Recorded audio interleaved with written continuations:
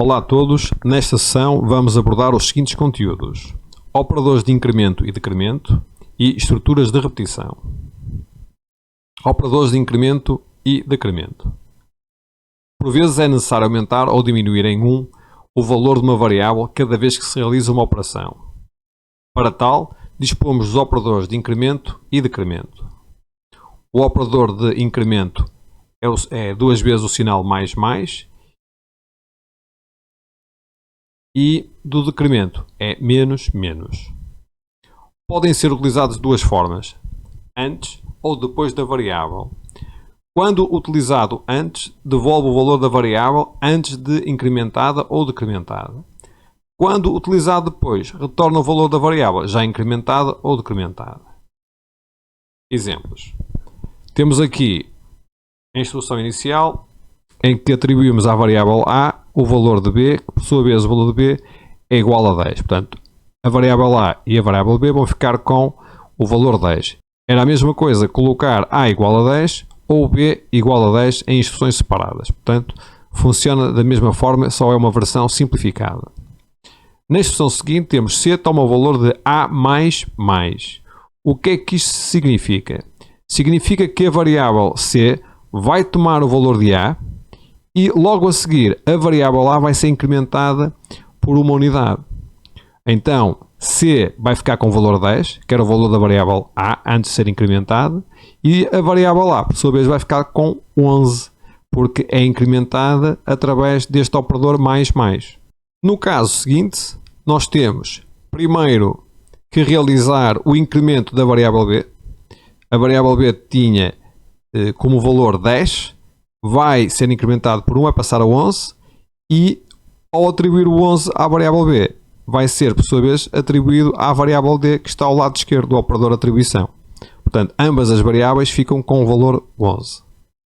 E estrutura de repetição do while. Temos aqui a sintaxe genérica de uma estrutura de repetição do while. Vamos ver agora aqui um exemplo. Temos, portanto, uma variável I, que vai ser a variável que vai contar o número de iterações de voltas num determinado ciclo, neste caso do while. Então nós vamos inicializar essa variável com o valor inicial, 1. Neste caso, atribuímos o 1. Começamos o ciclo. O ciclo começa com a palavra reservada do, abrir chavetas, o conteúdo de instruções logo a seguir do ciclo, e finalmente temos, para fechar esse bloco de instruções, uma chaveta e a condição juntamente com a palavra reservada while. Portanto, isto começa com a instrução echo, que coloca no ecrã o valor da variável I e concatena com um break, portanto com uma mudança de linha através da tag HTML BR. Depois, como vimos há bocado, incrementamos a variável I por uma unidade. Esta variável I vai passar a ter, portanto, inicialmente tinha 1, passa para 2. E agora vamos verificar aqui o ciclo while. Vamos ver se esta condição é verdadeira ou não. O I neste momento vale 2, 2 é menor ou igual que 10, verdadeiro. Se é verdadeiro, inicia mais uma iteração aqui no ciclo. E isto vai funcionar até que a variável I toma o valor de 11, 11 é menor ou igual a 10, é falso, não volta a executar o ciclo, termina e a script continuaria em execução. Do lado direito é apresentado o resultado do script no browser.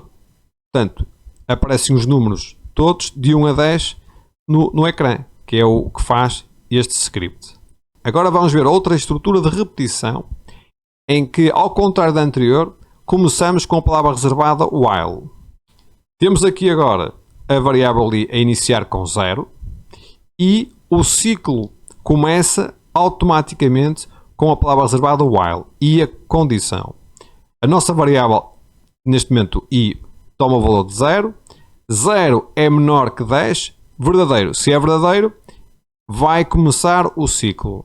O I toma o valor de I mais 1, portanto o I é 0 mais 1, passa o I a 1. Reparem que eu podia ter posto aqui I mais ponto e vírgula, e isto usaria o operador incremento, Depois vou para a instrução echo, em que mando escrever o valor de i, que é 1, e concateno com a palavra iteração.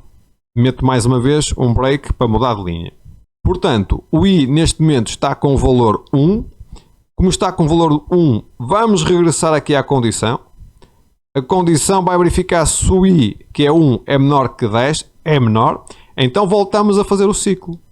Só vai terminar quando o i for igual a 10. Vamos ver. O i é 10, volta aqui ao ciclo. 10 é menor que 10. False, se é false, não executa a instrução ou as instruções que estão aqui no ciclo while e segue o caminho do script. Do lado direito temos o resultado da execução do script do lado esquerdo, que escreve as iterações de 1 a 10 sucessivamente. Agora vamos ver a estrutura de repetição for.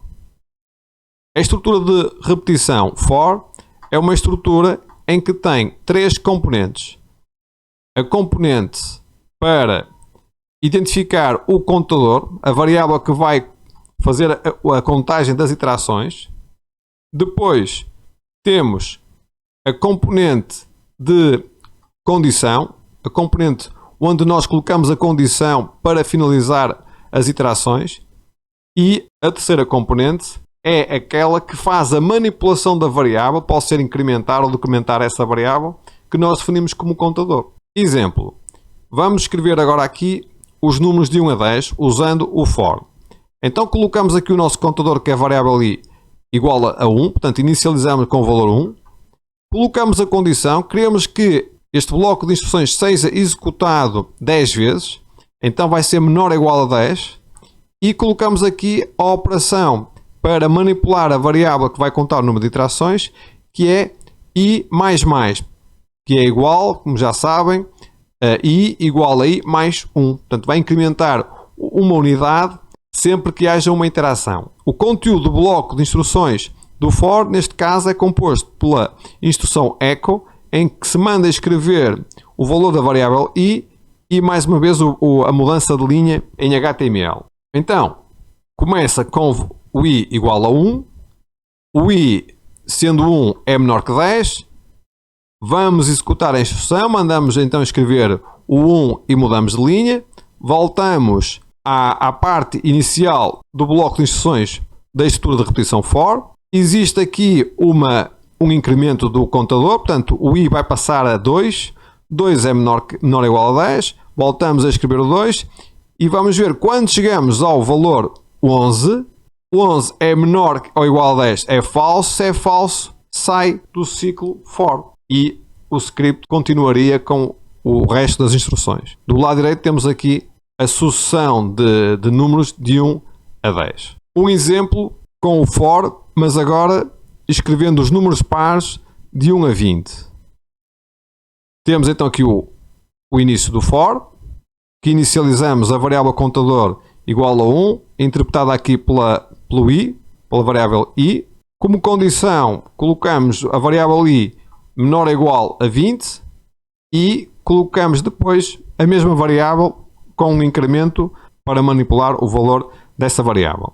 Dentro do for colocamos uma estrutura de decisão if para verificar se a variável i é divisível por 2. Neste caso, então, está aqui o operador resta a divisão inteira. Se for divisível por 2, significa que o resto da divisão inteira por 2 é igual a 0 e mandamos escrever o valor da variável i. E assim sucessivamente. Neste caso, temos então como resultado 2, 4 até 20, que são os valores de 1 a 20 pares. E é tudo, até à próxima sessão.